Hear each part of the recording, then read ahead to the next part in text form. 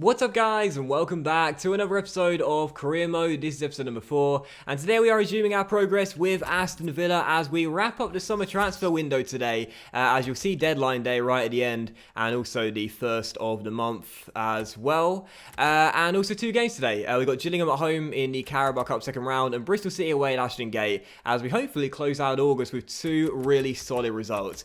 But just for the first game against Gillingham in the Cup, I do want to say Merry Christmas to everyone celebrating it today. Hope you have a fantastic day with your family and or friends. But for me, I've uploaded on Christmas every single year. I've been doing YouTube, and whilst I do celebrate it myself, I do know that I have a really diverse audience, and not everyone celebrates Christmas, so it would be kind of unfair to not upload on this day, as not everyone celebrates this particular holiday. So whether you have a Christmas celebration today or not, have a fantastic day regardless. And yeah, hopefully you enjoy this video, and hopefully it'll be a really solid episode. So our first of the 2 games is indeed the Gills coming to take us on here at Villa Park in the second round of the Carabao Cup. Once again, not really fussed about the competition, so fielding a fully weakened side for the game and a chance for fringe players to impress. We want to make it through, of course, but again, not that fussed if we do go out. But most importantly, I want to see one of our strikers score tonight. Scott Hogan is the man leading the line in this game, and so far our only goal scorers are Clint Dempsey and Jedinak. So I want to see Hogan get a goal and show me he deserves to outmuscle Kodjia for our first choice striker role. First game, it's the Gills. Let's get the win. Despite only losing 1 game so far, it has been a bit of a disappointing start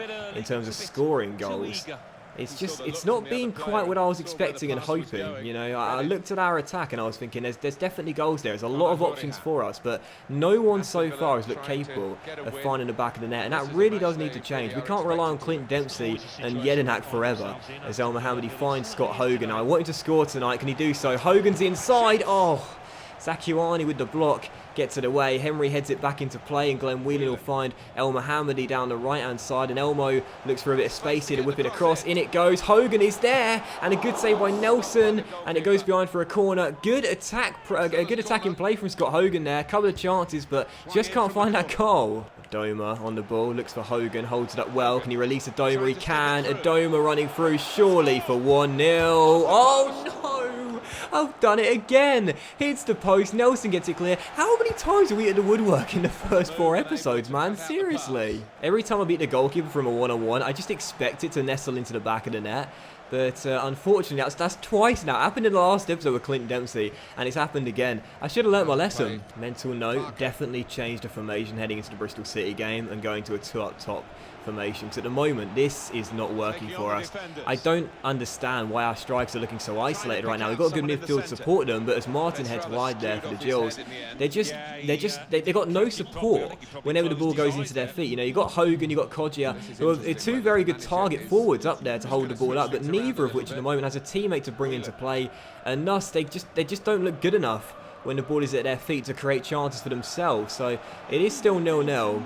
And yeah, definitely for the next game, I'm switching to a 2 up top formation, no doubt. I like the 4-2-3-1, but we need more goals. As Adoma cuts inside, can he finish from a tight angle? Oh yes, well we needed goals, and right on cue we get one, but once again, not from a striker. Adoma cuts inside, really good finish, and it's 1-0 to the Villains. That is a really nice goal by Albert Adoma there. Cuts inside from the left, finds a bit of space, it's a tight angle, but opens up his body and finesses it around the goalkeeper and into the far corner. Really good finish. I'm glad to get the goal, but I am a little bit concerned at the moment. Our only goal scorers are our midfielders. And the final whistle has just been blown, and that confirms it. Final score here at Villa Park, 1-0. Once again, a scrappy, unconvincing win, but a win regardless, and again, another clean sheet. Our defence is on fire. It is the exact opposite of what I was expecting here with Aston Villa. Our strikers can't score for toffee and can't hit a barn door with a banjo, but our defence is shutting the door on everyone. I thought we were going to be leaking goals left, right and centre, but banging them in for fun. It's the total opposite, but 1-0 the final score,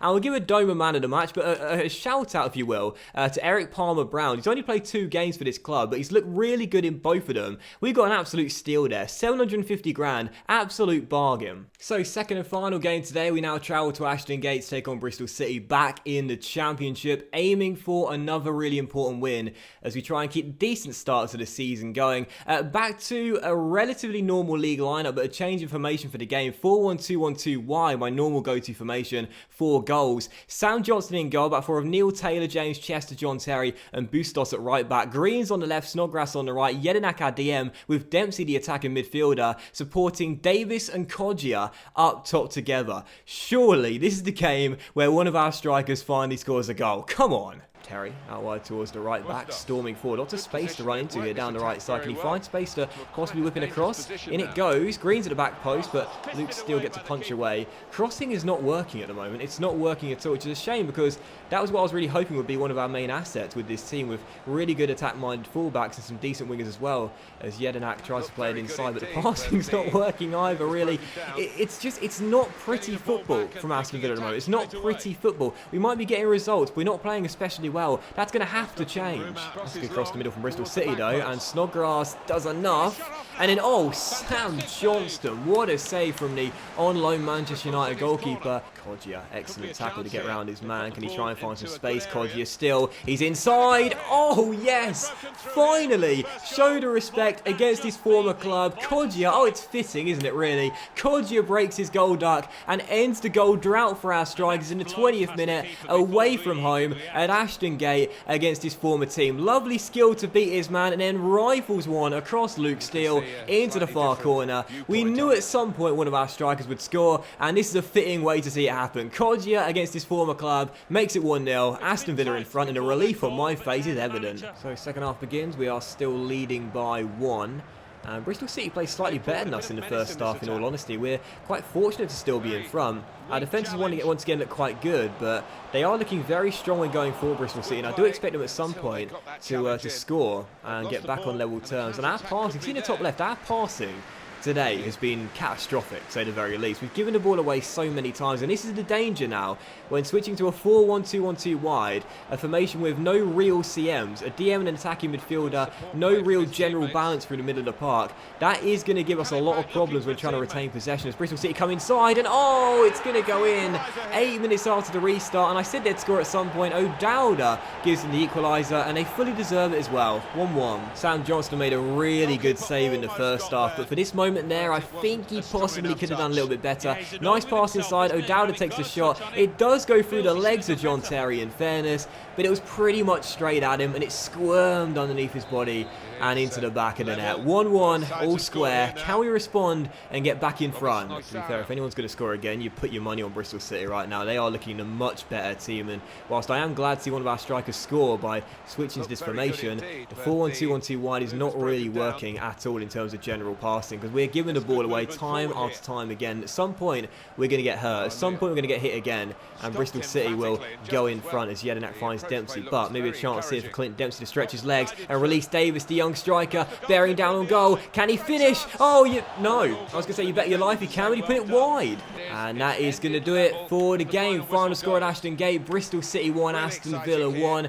A bit of a disappointing draw, especially to the lead in this game through Kodjia. Couldn't shut the door on our opponents once again. 1-1, not a bad result, but again, just not a great performance. We did well against Cardiff, but other than that game, I can't think of a single one where we've played really well. This was again a really lackluster display, and it does highlight how much work we've got to do with Aston Villa, because at the moment, we're not looking even close to being the best team in the Championship. This result will see us end the August month in mid-table. We'll give O'Dowda the man of the match for scoring Bristol City's goal, but also shout out Kodjia for finally getting a goal this season competitively against his former club. 1-1 the final score, and again a very disappointing and concerning performance. And so as we enter transfer deadline day, we have 10 hours to work our magic on the clock, and hopefully we'll be able to make a couple of signings. Now right now we've got 7.69 million in the budget and 47.5 grand in the wage budget right now, and I honestly did not expect to be doing this heading into deadline day, but I feel we need to buy a new striker based on the struggles we've had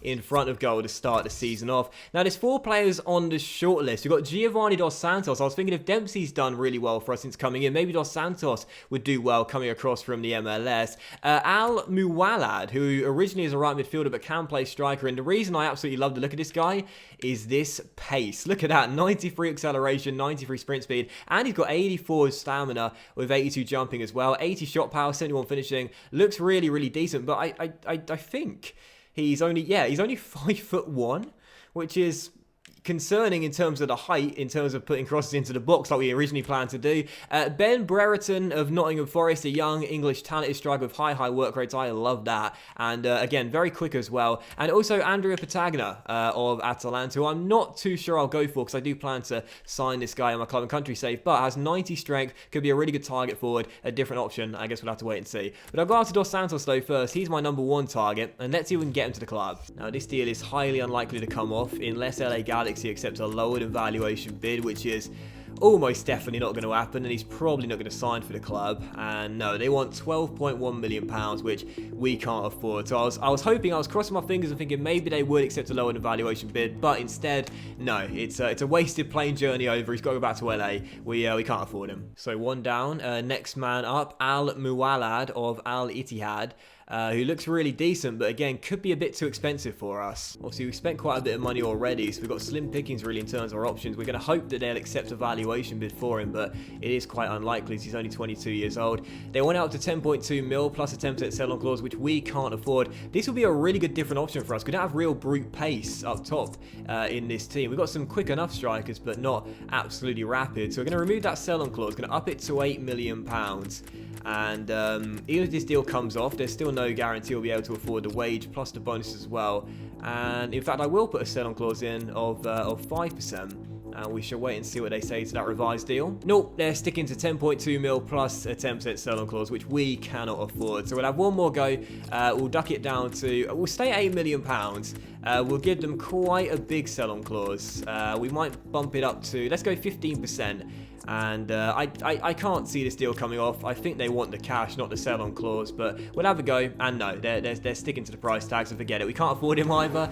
And sadly, that's yet another plane journey wasted. And then there were two, Ben Brereton or Patagna, who again, I am contemplating buying in the club and country save. So I think we'll go after Brereton first. Now, he is 6 ratings lower than Patagna, but is 4 years younger. And he does have the pace that we're looking for in a new striker. So we'll offer Nottingham Forest a deal and wait and see what they say. We'll go straight in with a valuation bid, as we pretty much always do. £1.4 million for the young English striker. And they say yes. Excellent stuff. That was a lot quicker than the other two negotiations and a lot more successful. We may as well go in for Patagna whilst we're here as well. We're going to put in a £5.5 million bid for the Italian and wait and see what they say. They want £8 million, which we could just about afford if he didn't want a wage increase or bonuses, which is unlikely. So what we'll do is we'll duck that down to, let's go 6.25 mil. If they accept that, we'll think about it. And yeah, they do accept it. 6.25 million for Patagna. So now it's our choice, Patagna or Brereton. Well, Brereton is going to be an awful lot cheaper. He is 4 years younger, but again, he is 6 ratings lower. It'll probably cost less on the wages as well. Oh, I don't know which one to go for, really. I'm thinking probably Brereton is probably better for us long term. But Patagna's better for now. And the problem we've got is now. So I'm not sure. I'm really not sure. We do need the striker now, but again, Brereton's got the pace that I'm looking for, which Patagna doesn't have. Tell you what I'm going to do. I'm going to go for Brereton, because there could still be a chance we could afford Patagna as well if we sell a player before deadline day is over. And I've put Scott Hogan on the transfer list. That deal could still come off for Patagna. We could sign two strikers on deadline day. So we're going to offer him what he's currently on right now at Nottingham Forest, which is 9.8 grand a week. No sign-on bonus to begin with after agreeing a 3-year deal with sporadic squad role. And he wants a slight wage increase and 155 grand sign-on bonus, but we can afford that. And thus, I'm going to make Ben Brereton my signing on transfer deadline day. Patagna might be better for now, but this guy's got some really good pace stats, and that's what we're really lacking up top as well. So Brereton, welcome to the club. Don't make me regret picking you over Patagna. We've got a job lot of strikers here right now, but at the moment, no one's scoring the goals. Gabby's going to leave come the end of the season once his contract is done. He's not going to get a new one, and I'm not entirely sure if Scott Hogan's going to stay or not. He's on the transfer list right now, and I'm not totally convinced that Kodjia can be a long-term striker for us. So Brereton is in. We still have a bit of money left over. I'm going going to hope that a bid comes in for Hogan. And if it does, we could still pull off Patagna as well. Let's find out. And you can see Andrew Patagna's getting impatient already, saying he's looking forward to contract negotiations as Palace putting a bid for Adoma, which of course we are going to reject. Hopefully we get that bid for Scott Hogan, but I'm not entirely sure. No, sadly not. Didn't get a bid for Hogan, and by now Patagna's grown too impatient and has decided to end negotiations with us. A bit of a shame, because I would have loved to have brought both of them in, as they both could be really different options. A good, strong target forward and a good pacey player as well. There's still 7 hours left on the clock. We've still got a little bit of money left over, but I'm not entirely sure we're going to make any new signings. I'm sort of content enough with the team we have right now. If we adjust our budget, we could probably bring in someone for around £5 to £6 million perhaps, but I'm not too sure there's anyone else I really want, to be honest. I like the team as it is right now. I like the squad we've got. We got enough cover in pretty much every single position. Perhaps a new centre-back to get a 5th choice, because currently we've just got the 4 at the moment. But again, I'm not too sure. We could, to be fair, we could possibly go after Dale Fry. I mean, we were looking at him before we settled on Palmer Brown. Perhaps as a young, talented Englishman to sit in our reserves in the 3rd season, but grow and get better over time. He's got low wages. He probably won't cost that much. I'm not against putting a bid in for him. And in fact, that is exactly what I'm going to do. Put in a bid for Dale Fry and see if we can get him to the club. But hopefully something around the valuation, which we got for Brereton and Rico Henry. And the Borough saying no, they want 1.9 mil, but we'll try and meet them somewhere in the middle for around let's go 1.75 mil and see if they will be okay with that deal, which hopefully they will, and they are indeed. So 1.75 mil for Dale Fry. That could be another really good young talented centre-back coming in there, and hopefully he won't ask for much on the wages either. Right now we've got 3 good experienced defenders in Samba, Terry and Chester. But we've got Palmer Brown for the future, and I'd like someone else to come in as well. And Dale Fry only wants 11 grand a week. 2 big bulky bonuses. We'll remove the appearance bonus, but keep the sign-on bonus as it is. And hopefully he's going to accept that deal. 4-year contract. Well, he will at the second time of asking. Just wants an extra 500 quid a week, and that's totally fine with me. So Dale Fry is going to become our second signing on transfer deadline day, along with Ben Brereton. A couple of good young English talents coming in, providing more squad depth, providing more options for the future. I'm happy with both of those deals. It's going to take a long time for Aston Villa back in the Premier League and making statements, that's for sure. However, I must say I'm liking the youngsters we got in this team. Palmer Brown, Fry, Rico Henry, James Bree, Josh Onham is on loan. You got Andre Greener, Hepburn Murphy's not bad, Davis too, Ben Brereton as well. And then when you look in the first team as well, you got a couple of players here that could be quite impressive over the years, such as Jack Grealish and also Bustos as well. This Aston Villa team's got a nice blend of experience and also good talent for the future as well. I'm liking the progression we're making early. There's a long way to go. We started off good. And as deadline day is about to come to a close, there's 2 hours left on the clock, and there's a very alarming piece of news, because I've just seen that the release clause has been paid for James Chester by Bournemouth of 10.9 mil, as Eddie Howe wants to take him to the Vitality. And that is a big concern, because I didn't realise he had a release clause and that was going to be met. That's the first time that's ever happened for me in FIFA 18 career mode. We're going to reject this bid from Ipswich for Andre Green at 2.3 mil. He's going absolutely nowhere, but that's a concern. So if James Chester wants to leave, he can leave for 10.9 mil. And if that happens, we're in deep, deep trouble. Because I know we just signed Dale Fry, but he's one of our first choice centre-backs. So hopefully he won't leave in the next hour. Yes! Get in, transfer talks are broken down. Whilst that would have been an awful lot of money to get for him, we wouldn't have had enough time to bring in a replacement. So that's a real let off there. I was very concerned. I was very, very concerned, because we would have been in deep trouble had Chester decided to leave. But that will do it for transfer deadline day then. We spent £18.6 million in the end on 6 new players and raised 9.1 mil for selling quite a few Deadwood players here as well. And I'd have to say it was a pretty productive transfer window. You know, I'm happy with what we did. We brought in some really good young talent for the future, and an experienced pro in Clint Dempsey that's got to a really good start, and so far is our top scorer with Aston Villa as well. I'm happy enough with what we did. You know, I'm more than happy enough with what we did in this window. We didn't need to spend every single penny. We got a bit of money left over heading into January to play the pre-contract game if we wish to do so. I'm happy with that. So the top deals were Benzema to Bayern Munich for 59.5 million, Müller to Barcelona 57.7 million, and Koulibaly to PSG for £47.8 million as the summer transfer window comes to its close, and I'm more than happy with the work we did here at Villa Park. We do end on a piece of slightly bad news. Jed Steer has done his anterior cruciate ligament and he's going to be out for 4 months. So he's our third choice goalkeeper. So not too big of a blow for us, but never good to see a player get injured. And again, this is why I recall Gallini. You always need to have, you always want to have 3 first choice goalkeepers, first team goalkeepers really, to make sure that you've got enough cover in an area like that. And yeah, so as we end the episode, we'll take a quick look at the squad and assess it. And I have to say, I'm happy with what we've done in this summer transfer window. I like the way this team is shaping up. Whether we stick with the 4-2-3-1, I'm still not sure. But for the most part, it is looking good. There's a long way to go with this Aston Villa team. We've got some decent young players. We've got some good experience as well. That's going to be crucial if we do want to fight for the Championship title in our first season. And yeah, I'm liking the score we got going forward. Again, very long way to go, but we made an okay start. We've made an okay start. But that will end today's episode of Career Mode, guys. So big thank you for watching. I really hope you have enjoyed it. If you did enjoy today's episode, then please do drop a like, as likes are of course very much appreciated. Have a fantastic Christmas for those that celebrate it. Much love to each and every one of you, and have a great day. And I'll see you for the next episode very soon.